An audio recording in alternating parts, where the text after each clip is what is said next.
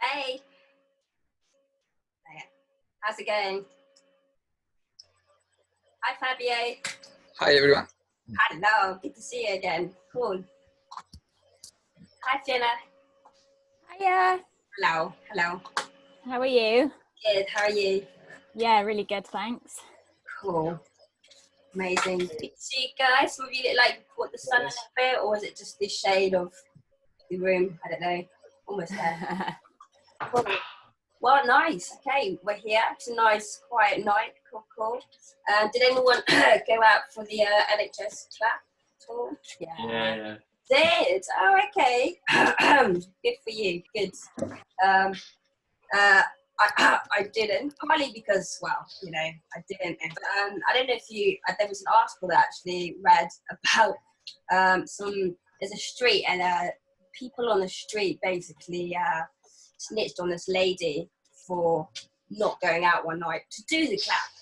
And the thing is, I don't think we'd ever have that problem here because no one actually goes out. So I thought that's pretty shocking. Yeah, beautiful friends there. Cool. Is anyone starting to write a book?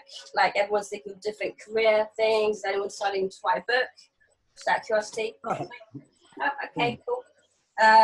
Meghan and Harry, they've decided to write their own book, so I think that's pretty smart actually, considering it means they can control what they're writing. I've considered writing a book as well, but then I've also considered doing midget porn.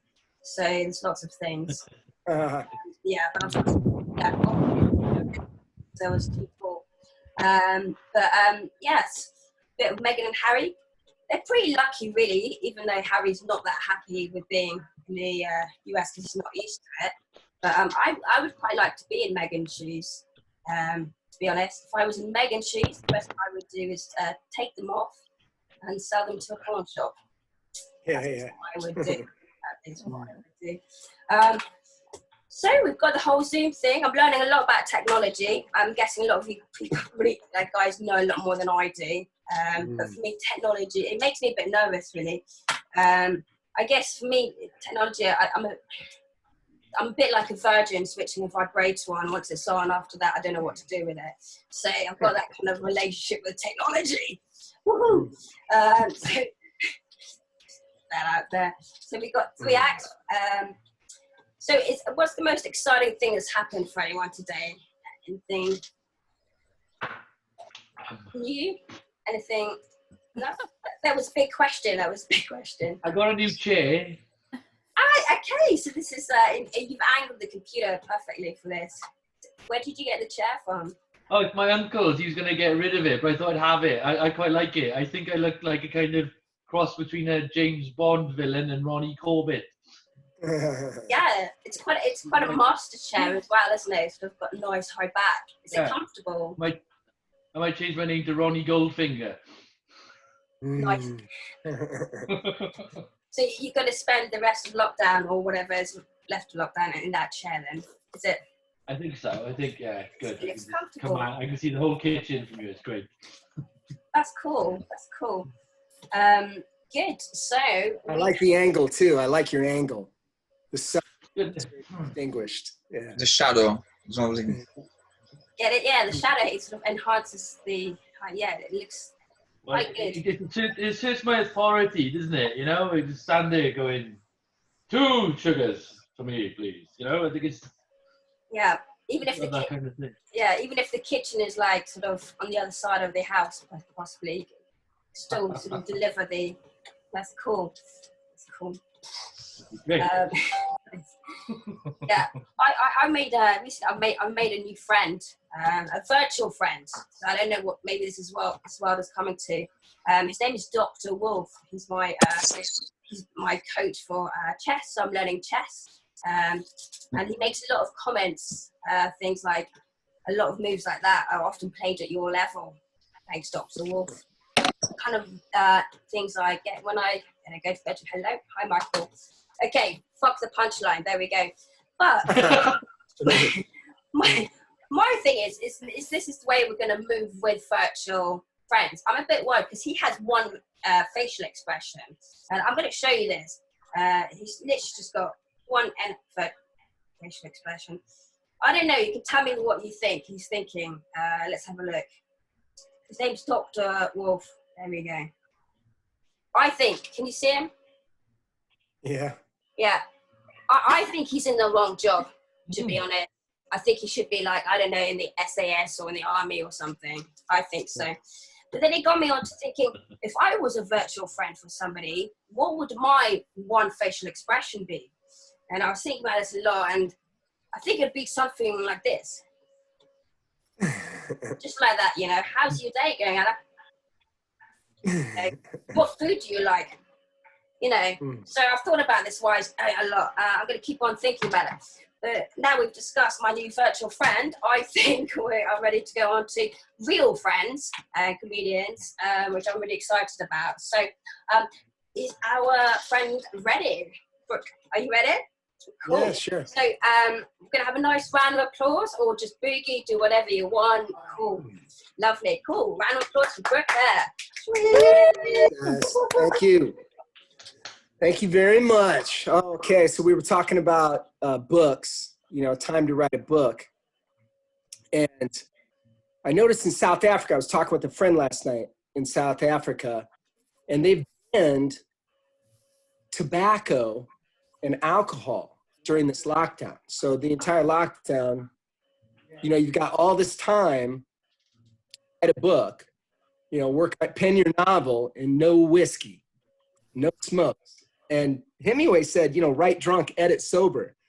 So, I mean, it's a huge opportunity for some great work of art to come out of South Africa, and it's just not happening right now.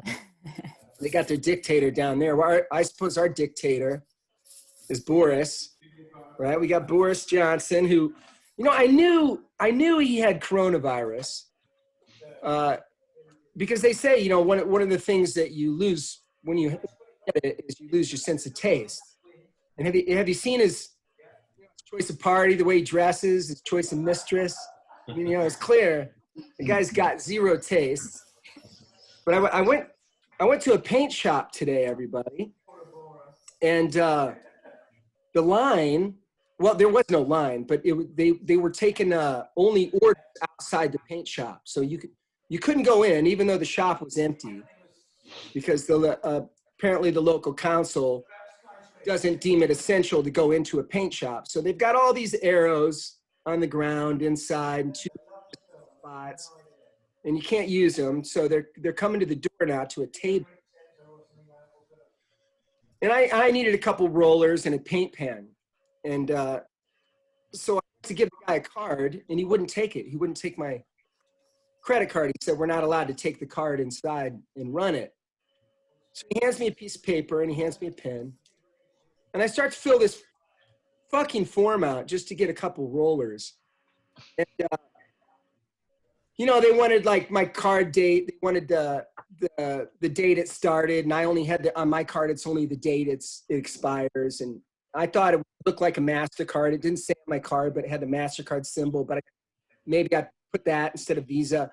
So they came back and they couldn't run the transaction. And I said, you know what, fellas? I said, I'll come back another time. But I just said, you sure you can't take my card, right? Inside there and run it? They're like, no, we can't. And I said, okay, so you can't take my plastic card, but you can hand me a piece of paper and a plastic pen and take that. Fucking, this is the inmates running the asylum, everybody. I grew up under a dictatorship, actually, in central Illinois, in the middle of the middle of the middle. And my dictator, I was on a dirt driveway on a country road outside of town of 60 people. And the dictator at my house was named Dirk. It was my older brother, Dirky Turkey. And he called the shots, guys. He ruled with an iron fist. He had a broomstick and he had a bullwhip, genuinely. And he was a hardcore character. But I want to tell you a story about the day we got back at Dirky Turkey. So I had a stepbrother, Paul, who was like a year older than me. See, here's the thing, like kids can't even wrestle right now, right? But this is one thing we did back then. So my brother used to lay on his back, and then we'd get on top of him and if we could hold on his back for 3 minutes, 3 seconds, he'd be pinned. And we could never do it, you know. But one day my my stepbrother Paul and I were holding my brother down, and it was 3 seconds. And we got him. He was pinned, and he couldn't get away. And he was like, "Get off me! Get off me!" And we had him in a really nice grip. So spontaneously, I just said to my little brother Blake, who was in diapers at the time, I said, Blake, come here, Blake, pee on his face."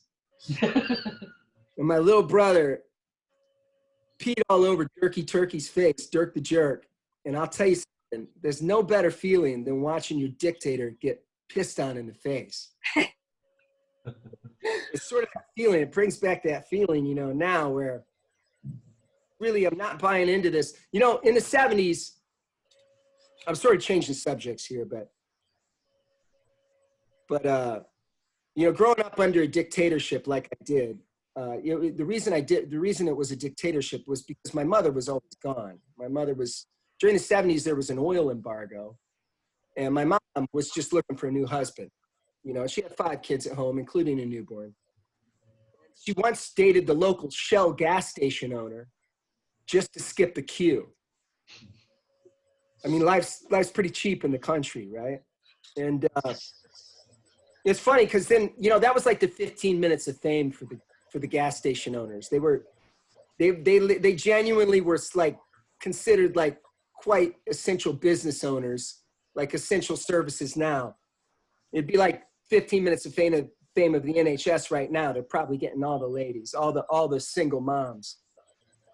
And but you know, like later on in the 80s, it must have died down because, you know, my wife, her father owned a Shell gas station, and all he got was my mother-in-law. So I think by that time it was totally done. That was just a little dig on my mother-in-law, everybody. Just a little mother-in-law joke there. Yeah, so no, it's interesting. It's interesting out there. I don't know. The paint store was an interesting thing. You know, it's slow times here going by here. I'm just sort of rambling actually, but yeah, I mean, I think it's interesting that America is you know, opening up some states, and that looks very foolish to English people, of course, because well, first of all, the national pastime here is ripping on America, I think. I mean, I moved here in 2003 originally, and that was when it was during the Bush-Blair reign of terror. If you remember, some of you might be old enough to remember the Bush-Blair reign of terror. So, you know, of course, the natural cannon fodder was George W. Bush, because he was a fucking moron and still is. But then, you know, everybody loves him now. Everybody loves him, just like everybody will love Boris someday. You know, they'll just remember him warmly like they do W. And then I came back a few weeks before the end of the last U.S. presidential race. And, you know, of course, I mean, for a few weeks, I got the question, why'd you move here? But after the election, nobody asks. And, you know, so it was the obvious, you know, Trump. And I said, what did you guys bitch about when I was gone? I mean, Obama was in office. And I kept getting, you know, your guns. I'm like, oh, okay, I got it. But, you know, I didn't vote in the last election. I didn't vote because, you know, the current occupier of the Oval Office and the Clinton crime family, I didn't want a paper trail back to my soul. You know, I don't, if the chances of, like each one of us agreeing 100% on anything is 0. You know, we're individuals. We got different points of view. And so if you and I both vote for the same candidate, thinking that's our lady, you know, she's our gal, or that's our guy, they're going to fuck one of us over minimum, if not both of us, right? It's just maths. It's maths. So I vote with my money. I vote with my conversation. But I don't ever think there's going to be some newspaper headline that says, you know, man changes world by checking box on a ballot. I'm not really into this sort of top-down kind of, you know, somebody's got a monopoly on information, especially during the internet. But, you know, I meander through. I'm here in England. I'm unarmed, you know. I mean, what was it, like 240 years ago, Americans declared our natural right to life, liberty, and the pursuit of ammunition. But I've given all that up to come hang in the coolest city in the world. What was, hopefully still will be, the greatest city in the world, the most multicultural city, the place where we can have an international conversation, solve all the world's problems, and then forget them in the morning. You know, I'm a believer in London, although, you know, I used to sell green beans at the end of my driveway in the middle of nowhere. And compared to London right now, that seems like a party.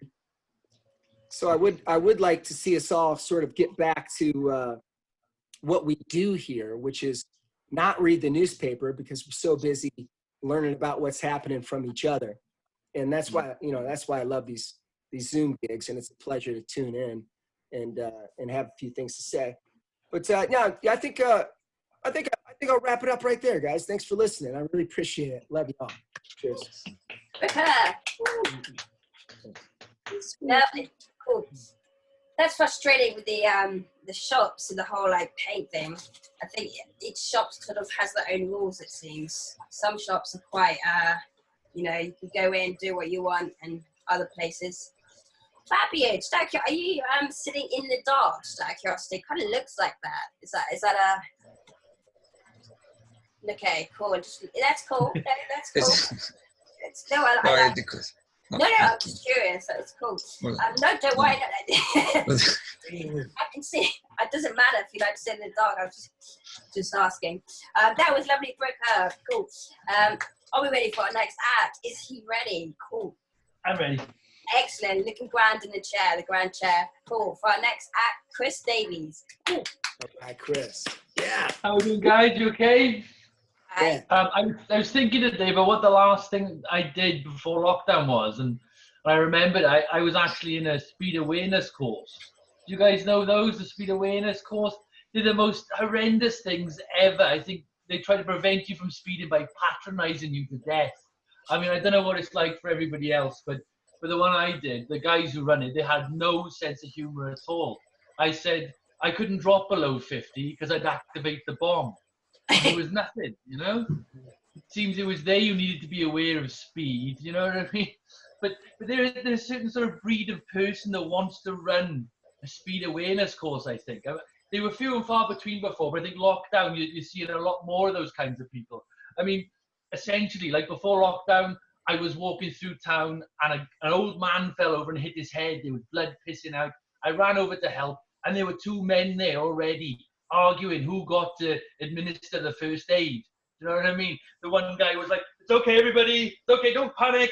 Don't panic. I'm qualified. I've recently done my first aid course." And your other guy's like, but was it a 2-day refresher course or a 4-day full course like I've done?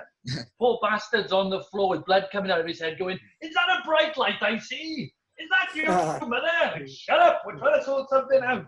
So it's those kinds of people who run these courses who like to feel empowered, you know? And it wasn't just them. There were certain people in the class that were a bit arsey as well. I mean, there was lots of normal people as well, but like Pam.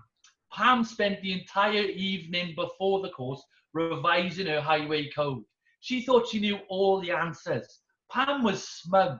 Smug Pam, we called her, you know, until she found out that her highway code was out of date and now cars come with seat belts.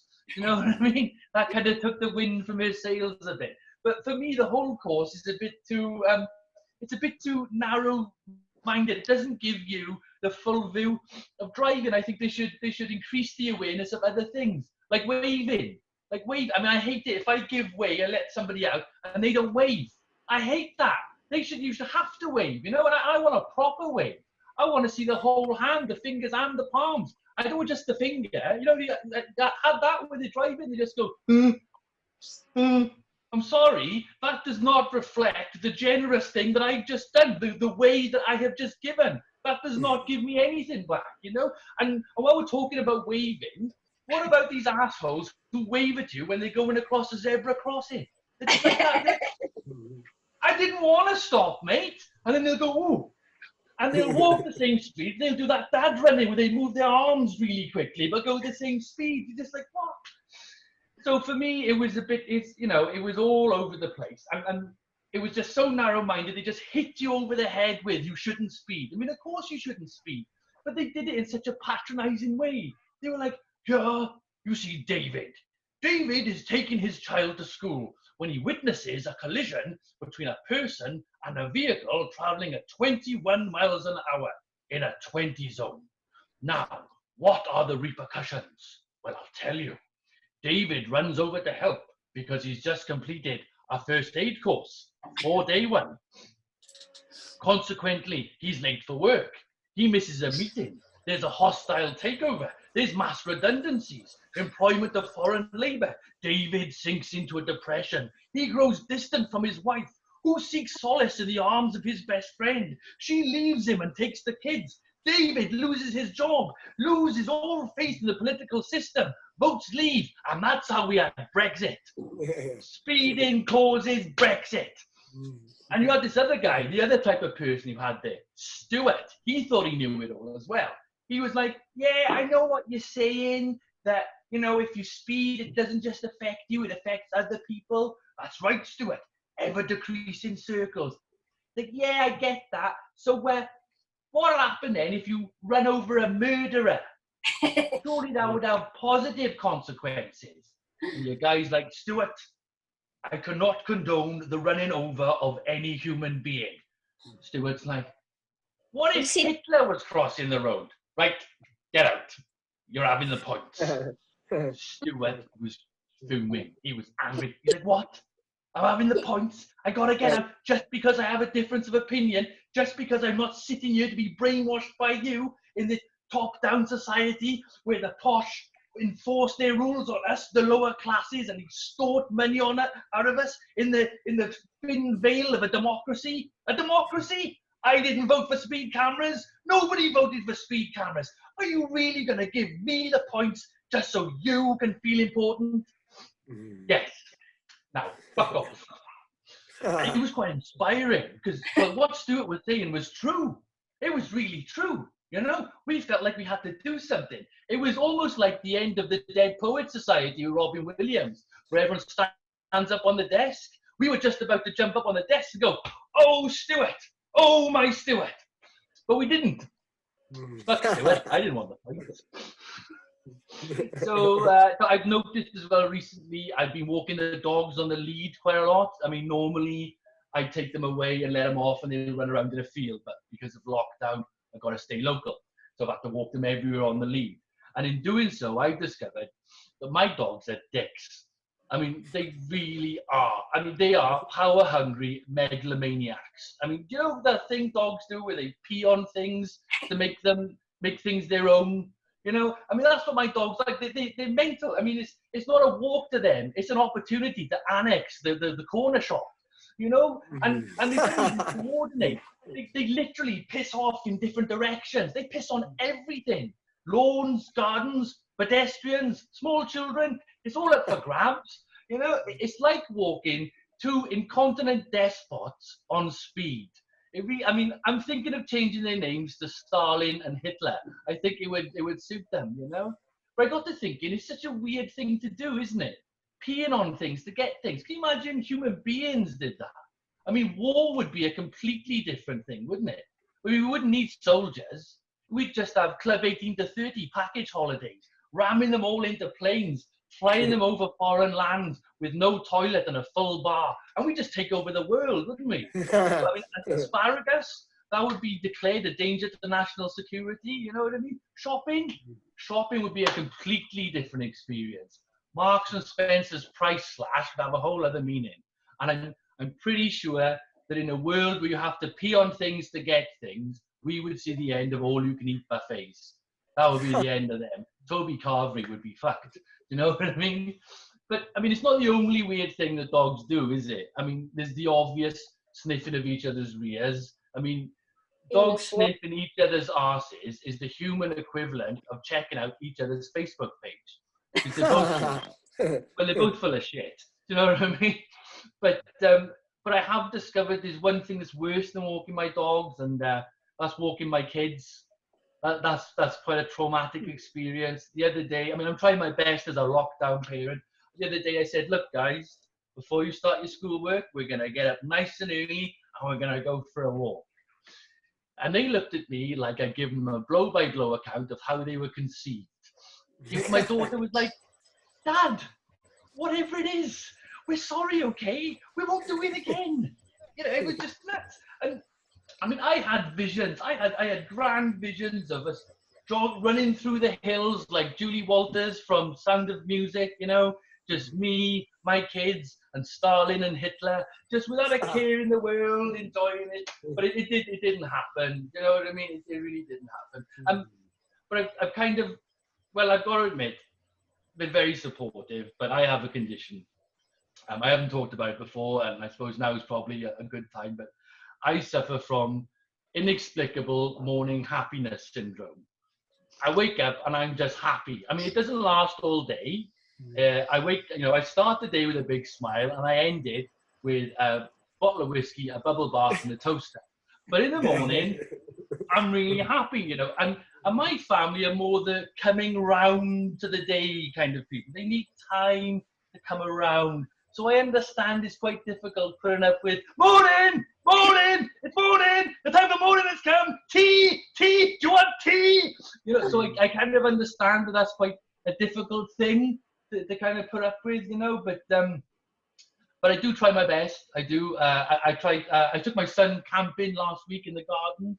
It was really good. It went really, really well. It went better than the last time anyone camped in my garden. My daughter had a friend around. This was last year before lockdown. And right in the middle of it, a drug dealer ran through the garden. I mean, I had this brand new spatula that I bought for my pizza oven. Really big fuck off spatula. I wanted to be like the pros in the kebab shop, you know? So I was there messing about with this, and I heard, "Dad!" I turn around, there's a bloke running through. And you go kind of primal with your kids. You revert back to your base reactions, didn't you? So I saw him, I was like, "Rah!" So I chased after him with the spatula. I missed him, unfortunately. Poor fucker was found 4 gardens up, hiding in a kid's Wendy house. He tried telling the police they didn't have a warrant, but that didn't do much good. They just lifted the house off and arrested him. So I think I'm done. Thank you very much for listening. Yeah. Camping. I love camping. It's so much fun. They are the only place I camp really is when I see my family as well. But I quite like that because it's really close to the house. So, you know, I can use Wi-Fi, which is great, you know.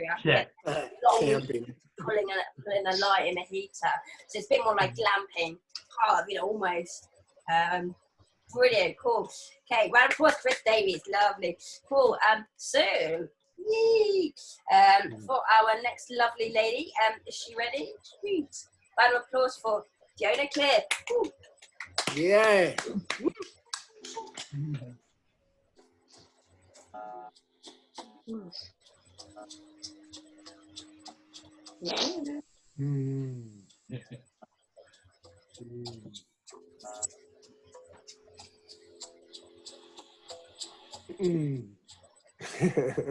Cool. Hi there, listeners. My name is Serenity Trinity Parker, and welcome to this episode of my live podcast. Podcast of Sit Your Bottoms Down. So if you're sitting and your bottoms are down, then let's begin. I am Serenity Trinity Parker. Serenity like Buddhism, Trinity like the college in Cambridge, and Parker like that nosy neighbour that keeps looking in your window. How are you doing, listeners? How is Lockie D? I can see it's really taken its toll on some of you, you know, because I know that I was so lucky to be trapped down here in Dorset in my parents' second home when lockdown hit. And, you know, I just haven't left. But I can see that others aren't coping. I mean, How are you coping with not being able to get outside? Go for a run in the field, you know? Because I am aware that not all of you have fields like me. Anyway, I was running around in my field earlier and I thought, do you know what I'm going to share with my gorgeous listeners up in London or wherever you are? Today, I'm going to share with you a couple of my bestest friends, some real intellectuals, and how they've been coping with lockdown. And first up, he is just the most middle-class, privileged, intellectual man that I've ever met. And he has got some fantastic advice just for all of you. So I'm just gonna shut up now and I'm gonna introduce you to the one, the only, Alain de Botton. Woo! Hello, I'm Alain de Botton, the famous Radio 4 philosopher that knows more about your life than you know about your life, and I know all about it. I can faster and quicker with a lot more words than any of you can think, and that's why you're going to listen to me. I'm Alain de Botton. Now, how are you coping with being locked inside? Because we're all locked inside. I don't know if you've noticed, but I've noticed about you that you're all locked inside. So, are you remembering to breathe? I doubt it. So now let's try and breathe. Breathe together. Let's breathe in and let's breathe out. And try that again. Breathe in and breathe out. Because you see, the problem is, ladies and gentlemen, that all of you are forgetting to breathe. And you know what happens when you forget to breathe? You die. Now, that is one of the most important things in lockdown. You've got to remember not to think about death. The inevitable thing that's going to happen to all of us, death. So let's try and not think about death. Let's try and not think about the inevitable end of the human race and how it might be coming a lot faster at a much accelerated rate than we thought it might be. Because let's face it, if we think about death, then we're going to get very, very anxious. And if we think about death and we talk about death, then we might forget to breathe. So let's not think about death any longer. Let's think about breaking up with our partners. Because how are you all doing with your partners in lockdown? Are you having a few arguments? Are you shouting at each other about small, insignificant things? Well, it probably means that your relationship should end. Because let's face it, if you're fighting with your partner now, you'll probably always fight with them. So my advice is to break up with them and subscribe to my School of Life, where I'll teach you how to have a nicer, more significant life than you've had before. Because I'm Alain de Botton, and I know more about you than you know about yourself. Thank you very much. Good night. Oh my God, isn't he just amazing? I mean, he blows my mind. I mean, I'm literally having an explosion up in there right now. Listeners, we don't have that much more time, but I've just got one very special guest all the way from Eastern Europe for you. I know. I mean, she's a little bit controversial, but like she really speaks to how I feel about life and sexuality and, you know, just how to make friends. So ladies and gentlemen, please welcome Villanelle.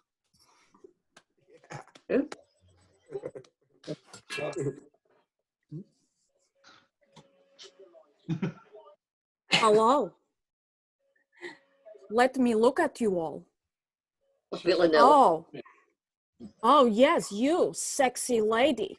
Oh, you ugly man with hair. You man with beard. What do you think you are? The Messiah?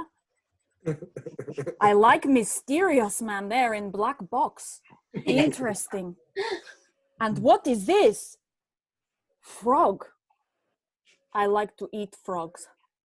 Delicious. I don't know if you've been noticing, ladies and gentlemen, so tough, to make friends in lockdown. I just haven't been having enough sexy lesbian parties. And nobody wants me to kill them. So annoying. So frustrating, you know? So anyway, I just wondered, maybe I could share a few thoughts with you on how I've been trying to make friends in lockdown. For example, one of my techniques, because nobody likes to let you into their house. Very annoying. Means I cannot use my knife. So one of my techniques, lots of people in lockdown cooking sourdough. So I tend to walk around streets with my Dutch oven. You need Dutch oven? You need Dutch oven? Surprisingly enough, people let me in. And then we make friends and cook sourdough together. Very nice tip. And if you don't have Dutch oven, don't worry.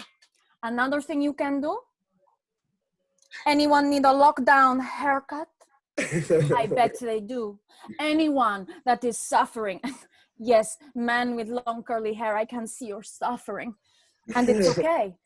Maybe I'm already upstairs in your house. We could do lockdown haircut together. So these are my tips, ladies and gentlemen, for lockdown. It's lovely to see you. And lovely man, Fabio Cicciala, I'm going to see you in a moment. Good night. Oh my gosh, ladies and gentlemen, isn't she just fantastic? I mean, I would love to have a little frisson with her. Not that I'm actually that way inclined, but maybe I could be for a night. Well, ladies and gentlemen, it's time for me to go. And you know, I'm just really looking forward to this all being over. And for all of us just to go back to exactly the way that we lived our lives before. Thank you very much. Good night. Woo! Yeah! Oh, that was beautiful. Yes. Quite scary as well. The pot, like fucking hell, that's massive. Wow, it's a big one. It's a big one. Big one. Don't remember that, please. I will fit in it as well. Yeah. And people will probably go around scissors cutting. That's a big. Yeah, people will need that kind of size scissors these days, I reckon, as well, to cut someone's hair. I mean, I need that, let's be honest. Okay. I actually had a dream, weird dream that night. Not about kind of getting coronavirus or getting ill, but I had a dream that my roots got down to here, so I had like dark hair right here, and then blonde there, and it freaked me out a little bit. So maybe subconsciously I'm getting a little worried about my roots. Here we go, there we go. Not about getting coronavirus or anything, just about my roots. But no, that was lovely. Fabi, how did you find out? You still, you know, you're intact, in place? Yeah, everything intact. Only a little bit scratching my eyebrows. I try to take sun. I try to take as much sun as I can. That's good.